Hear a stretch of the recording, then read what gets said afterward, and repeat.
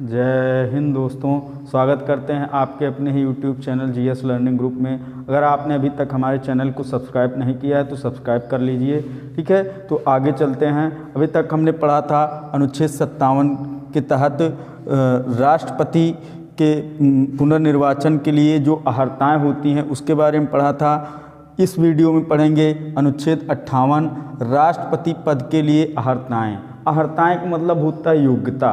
अगर हमको राष्ट्रपति का पद या प्रत्याशी पहले बनना है या राष्ट्रपति के चुनाव लड़ना है तो उसके लिए कुछ ना कुछ योग्यताएं होती हैं। ठीक है, जैसे हम कोई भी फॉर्म भरते हैं तो हमारी योग्यताएं पूछी जाती हैं। ठीक, क्वालिफ़िकेशन क्या है, तो उसी तरह जो है राष्ट्रपति पद के लिए कौन कौन सी योग्यताएं हैं वो जानना बहुत ज़रूरी है। जो अनुच्छेद 58 के तहत राष्ट्रपति पद के लिए योग्यताएं बताई गई हैं। ठीक, तो सबसे पहले चलते हैं राष्ट्रपति पद के लिए जो अहर्ताएँ यानी योग्यताएं हैं उनको हम जान लेते हैं। पहली योग्यता जो होती है सबसे पहले तो भैया आप सबसे पहले यही होगा कि आप भारत के नागरिक हों। सबसे पहले क्या होना चाहिए कि आप भारत के नागरिक हों। ठीक, भारत के नागरिक हों। ठीक, भारत का नागरिक होना, भारत का नागरिक होना, ये राष्ट्रपति पद के लिए पहली योग्यता हो जाएगी। ठीक, दूसरी जो योग्यता होती है आपकी न्यूनतम आयु। न्यूनतम जो आयु बताई गई है राष्ट्रपति पद के लिए, न्यूनतम आयु 35 वर्ष होना चाहिए। न्यूनतम आयु 35 वर्ष होना। ठीक, देखो न्यूनतम आयु का जिक्र है लेकिन अधिकतम आयु का कोई जिक्र नहीं है। ठीक, यानी कि आदमी अगर 150 वर्ष का भी है, 250 वर्ष का भी है तो वो भी राष्ट्रपति का पद, राष्ट्रपति का चुनाव लड़ सकता है। ठीक, तो थोड़ा सा ये यहाँ पर देखिएगा कि न्यूनतम आयु का जिक्र किया गया है कि न्यूनतम आयु कितनी होनी चाहिए, 35 वर्ष होनी चाहिए। ठीक, यानी अगर किसी की उम्र 34 वर्ष है तो वो चुनाव नहीं लड़ सकता, उसकी उम्र 35 वर्ष पूरी होनी चाहिए। ठीक, आगे चलते हैं। तीसरा जो योग्यता है, तीसरी जो योग्यता है वो ये है कि वो लोकसभा का सदस्य बनने की योग्यता रखता हो। लोकसभा का सदस्य बनने की योग्यता रखता हो। ठीक, तो 3 योग्यताएं हो गई। भारत का नागरिक होना, न्यूनतम आयु 35 वर्ष होनी चाहिए और लोकसभा का सदस्य बनने की योग्यता होनी चाहिए उसके अंदर। मतलब लोकसभा का सदस्य ना हो लेकिन योग्यता उतनी होनी चाहिए। यानी कि कहने का मतलब ये हुआ कि हाई स्कूल तक योग्यता भले ही ना हो लेकिन हाई स्कूल तक की जानकारी होनी चाहिए। कहने का मतलब ये है। ठीक, तो उसी भांति यहाँ पर लोकसभा का सदस्य बनने की योग्यता होनी चाहिए। ठीक, चौथा है कि वो किसी भी लाभ के पद पर आसीन न हो।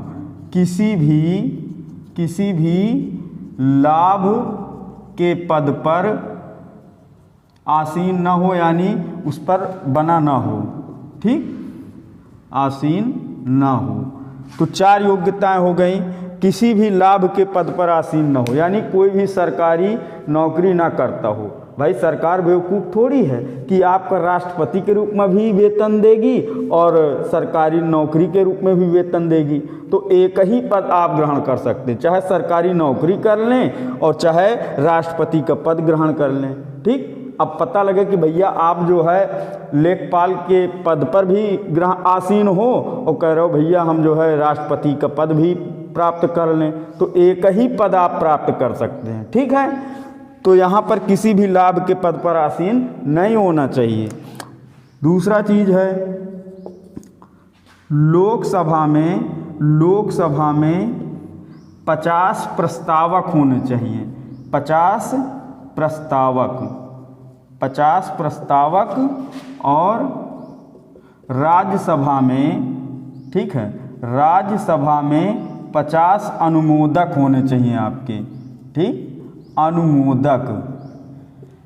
ठीक है, तो लोकसभा में 50 मतलब समर्थन में होने चाहिए, इतने लोग जो है आपको समर्थन दें कि हाँ भैया ये व्यक्ति जो है अच्छा है, ये राष्ट्रपति बनने लायक है, हम इसको सपोर्ट कर रहे हैं। ठीक, तो लोकसभा में 50 प्रस्तावक और राज्यसभा में 50 अनुमोदक होने चाहिए कि हाँ ये व्यक्ति जो है राष्ट्रपति का पद प्राप्त करने लायक है, योग्य है। ठीक, तो ये 5वीं योग्यता हो गई। ठीक है, तो भारत का नागरिक होना, न्यूनतम आयु 35 वर्ष होना, लोकसभा के सदस्य बनने की योग्यता, किसी भी लाभ के पद पर आसीन नहीं होना चाहिए, लोकसभा में 50 प्रस्तावक और राज्यसभा में 50 अनुमोदक होने चाहिए।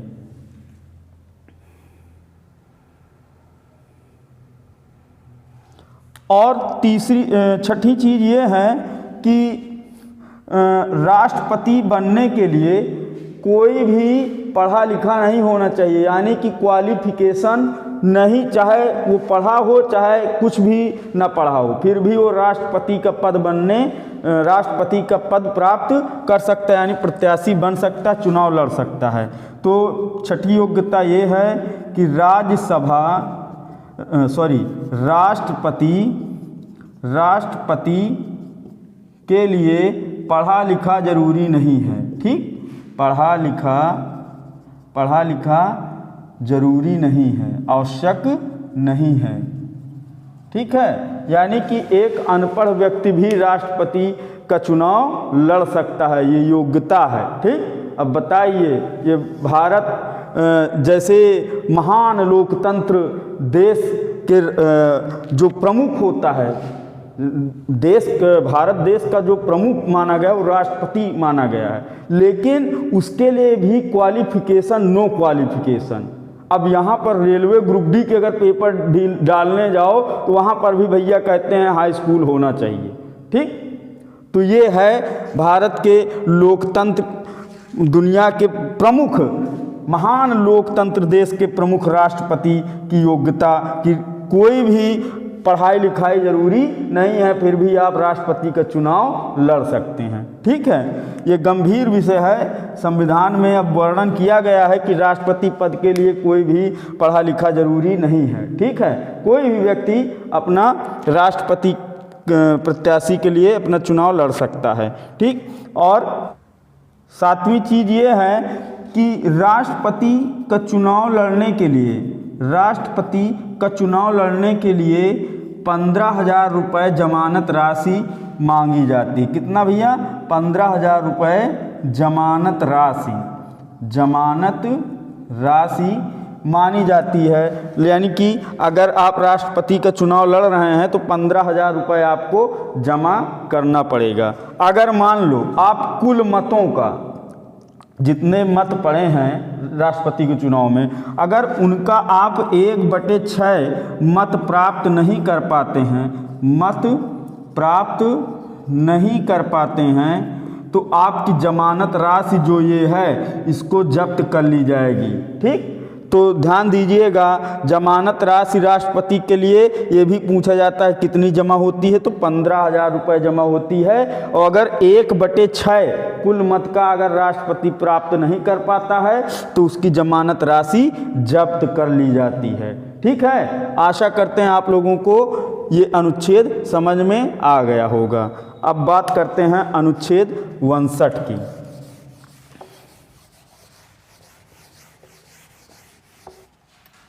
राष्ट्रपति जो अनुच्छेद 59 है इसमें बताया गया है राष्ट्रपति पद के लिए कुछ शर्तें हैं। राष्ट्रपति पद के लिए शर्तें। ठीक, अब कौन कौन सी शर्तें हैं देखिएगा। पहली शर्त तो ये है कि अगर आप राष्ट्रपति बनते हैं, राष्ट्रपति अगर आप बनते हैं तो आप कहीं पर भी किसी भी लाभ के पद पर आसीन नहीं होंगे, केवल और केवल राष्ट्रपति बने रहेंगे। ठीक है, तो राष्ट्रपति बनने के लिए किसी भी लाभ के पद पर आसीन नहीं होनी चाहिए, ये पहली शर्त होनी चाहिए। अगर मान लो खुदा न खास्ता आप लोकसभा यानी कि कह लें संसद, ठीक है, संसद के दोनों सदन यानी लोकसभा राज्यसभा के अगर सदस्य हैं और विधानमंडल के अगर दोनों सदन यानी विधानसभा और विधान परिषद के सदस्य हैं तो और आप राष्ट्रपति बन गए तो भैया वहाँ का पद अपने आप रिक्त मान लिया जाता है कि आप केवल राष्ट्रपति हैं, ना कि संसद के सदस्य या विधानमंडल के सदस्य हैं। ठीक है, तो ध्यान दीजिए, ये पहली शर्त है कि राष्ट्रपति बनने के लिए आप किसी भी लाभ के पद पर आसीन नहीं होंगे। ठीक, अगर कहीं पर भी आप संसद के सदस्य हैं, विधानमंडल के सदस्य हैं, तो वहाँ का पद वो रिक्त माना जाएगा। ठीक है, दूसरी जो शर्तें हैं, दूसरी शर्त ये है कि जो राष्ट्रपति का वेतन मिलेगा, राष्ट्रपति को जो वेतन मिलता है, राष्ट्रपति को जो वेतन मिलता है वो किसी भी हालत में कम नहीं किया जाएगा। ठीक, कम नहीं किया जाएगा, चाहे जैसी भी स्थिति आ जाए, चाहे देश में जैसी भी स्थिति आ जाए, राष्ट्रपति का जितना भी वेतन है उतना वो मिलता रहेगा, कम नहीं होगा। ठीक, और एक चीज़, राष्ट्रपति का जो वेतन है ये टैक्स मुक्त होता है, आयकर मुक्त होता है, इस पर कोई भी टैक्स नहीं पड़ता है। ठीक, पहले ये वेतन राष्ट्रपति को मिलता था 1,50,000 रुपये, किंतु वर्तमान में राष्ट्रपति का जो वेतन है वो 5 लाख रुपए किया गया है। ठीक, तो वर्तमान में राष्ट्रपति का वेतन कितना है? 5 लाख रुपए। ठीक, तो 5 लाख रुपए, अब इसमें से भैया 1 रुपया जो है कम नहीं होगा। ठीक, राष्ट्रपति का वेतन 1 रुपया भी कम नहीं होगा, चाहे देश में जैसी भी गंभीर परिस्थिति उत्पन्न हो जाए, लेकिन राष्ट्रपति के वेतन में कोई भी कटौती नहीं होगी और ना ही इसको आयकर देने की ज़रूरत है। ठीक, टैक्स मुक्त है इसका वेतन, राष्ट्रपति का वेतन। ठीक है, तो समझ में आ गया होगा। अगर ये कहीं पर भी यात्रा भी करते हैं तो भी ये सरकार पैसा देखती है, ये अपने पैसे से, ये 5 लाख में से 1 रुपया नहीं खर्च करते हैं। ठीक है, तो ये ध्यान दीजिएगा, राष्ट्रपति का जो वेतन है वो आयकर मुक्त होता है और इसको जो वर्तमान में वेतन मिलता है 5 लाख रुपए वेतन मिलता है। ठीक है, राष्ट्रपति का जो वेतन होता है, राष्ट्रपति का जो वेतन होता है, ध्यान दीजिएगा, राष्ट्रपति का वेतन संचित निधि पर आधारित होता है। किस पर आधारित होता है? संचित निधि पर आधारित होता है। तो और संचित निधि क्या है? अनुच्छेद 266 के अनुसार, अनुच्छेद 266 के अनुसार संचित निधि पर जो अधिकार है वो संसद का है। ठीक है, संसद का है।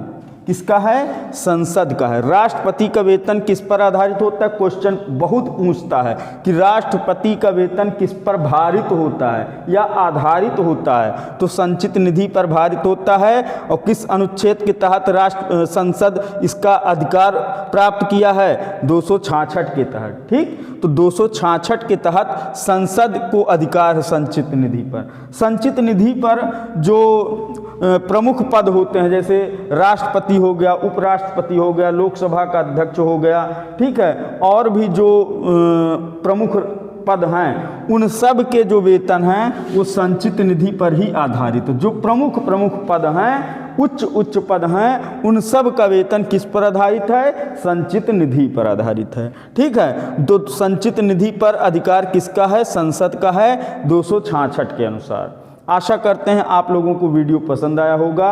अगर वीडियो पसंद आया है तो लाइक करें, सब्सक्राइब करें, कमेंट्स करें और शेयर ज़रूर करें। जय हिंद दोस्तों।